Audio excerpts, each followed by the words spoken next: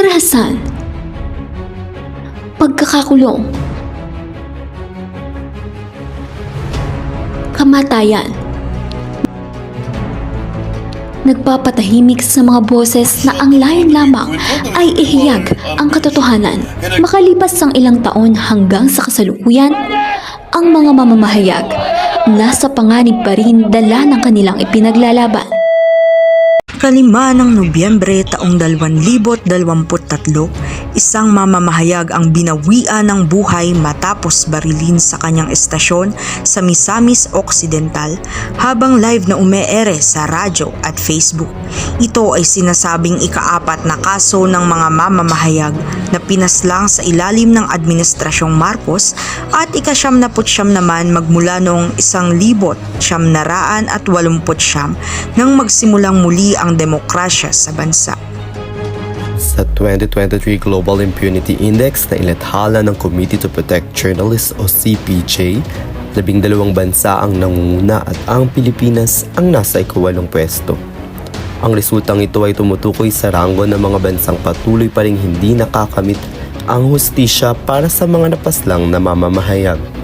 Bagamat tumaas ng isang ranggo ang Pilipinas na noong 2021 ay nasa ika-7, ito pa rin ay isang mabigat na suliranin na dapat pang higit pagtuunan ng pansin ng pamahalaang Marcos. Malaking tulong ang pagkakapit-bisig ng mga organisasyon tulad ng Committee to Protect Journalists at United Nations upang mabawasan at kalaunay maalis ang panganib para sa mga mamamahayag sa buong mundo. Samantala, sa kabila ng sunod-sunod na hamon at pagsubok para sa mga alagad ng media, mayroon pa ring mga nagsisilbing boses ng pag-asa. Every day, I live with the real threat of spending the rest of my life in jail because I'm a journalist. When I go home, I have no idea what the future holds, but it's worth the risk. The destruction has already happened.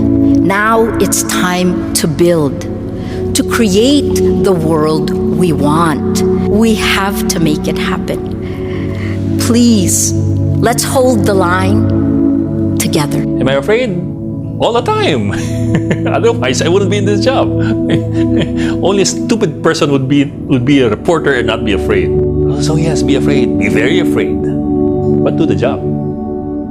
Sila ay mga patunay na ang laban ng mga mamamahayag ay hindi lamang para sa kanilang pansariling kapakanan, ngunit lalo't higit para sa bayan na kanilang pinagsisilbihan.